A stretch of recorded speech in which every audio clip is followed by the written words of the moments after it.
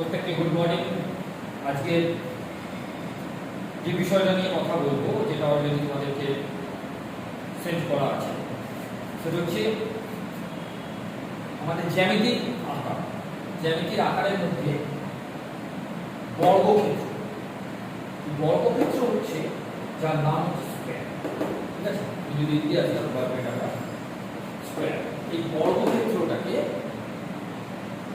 কেন বলবো এবার যদি আমি আসি বর্গক্ষেত্র, যার প্রত্যেকটা বাহু সমান। অর্থাৎ দেখো, আমি বাহুগুলোর নাম দিয়েছি এখানে এ বি সি ডি। অর্থাৎ এই বাহুটা সমান এই বাহুটা, আবার এই বাহুটা সমান এই বাহুটা, এই বাহুটা সমান এই বাহুটা, এই বাহুটা সমান এই বাহুটা। চারটে বাহু এর সমান, তাই এর নাম হচ্ছে বর্গক্ষেত্র।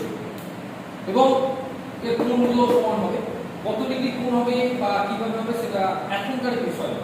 এখন হচ্ছে যে বর্গক্ষেত্র কাকে বলে, যার প্রত্যেকটা বাহু। আয়তক্ষেত্র কাকে বলা হচ্ছে, এটা হচ্ছে আয়তক্ষেত্র, যার নাম হচ্ছে রেক্ট্যাঙ্গল।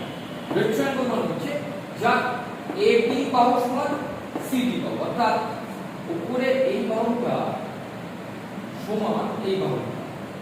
আবার যেহেতু আমরা এখানে জায়গা নেই, লিখতে পারি বিডি বাহু সমান এখানে হচ্ছে এসি বাহু। অর্থাৎ রেক্ট্যাঙ্গল হচ্ছে যার দুটো বাহু পরস্পরের মধ্যে সমান থাকছে এবং যেখানে এই ধরনের একটা শেপ আছে, এটাকে বলা হচ্ছে আমাদের রেক্ট্যাঙ্গল বা আয়তক্ষেত্র। এরপর আছে বৃত্ত, সার্কেল। সার্কেলকে 360 degree circle. অর্থাৎ এই 360 ডিগ্রি সার্কেলে খুব মজার জিনিস হচ্ছে, এটাকে যদি আমি হাফ করি এখান থেকে, তাহলে কিন্তু দেখো এটা হয়ে যাচ্ছে 180। যেটা আমি ভিডিওতে আছে 180 যে ভিডিওটা হয়ে যাচ্ছে, সেই 180 ভিডিওটার মধ্যে এইখানে যে জিনিসটা দাঁড়াচ্ছে, এই ভিডিওতে আমরা কিন্তু জিনিসটাকে বুঝতে পারছি যে এই 360 ডিগ্রি বৃত্তের মধ্যে কোনো বাহু নেই, শুধু বৃত্ত এখানে দাঁড়িয়ে আছে। বোঝা গেল যে এর মধ্যে কোনো বাহু নেই, শুধু বৃত্ত। তারপরে আছে এখানে ত্রিভুজ। ত্রিভুজ মানে হচ্ছে ট্রায়াঙ্গল বলা হচ্ছে। এইটাকে সমবাহু ত্রিভুজ বলে। কেন সমবাহু ত্রিভুজ? যার তিনটে বাহু সমান। দেখো তিনটে বাহু আছে, একটা এবি, একটা এসি, একটা বিসি, একটা এসি। এই বাহুটা, এই বাহুটা, এই বাহুটা। অর্থাৎ এবি বাহু সমান এসি বাহু, এসি বাহু সমান বিসি বাহু। অর্থাৎ এই জন্য এই ত্রিভুজটার নাম হচ্ছে সমবাহু ত্রিভুজ।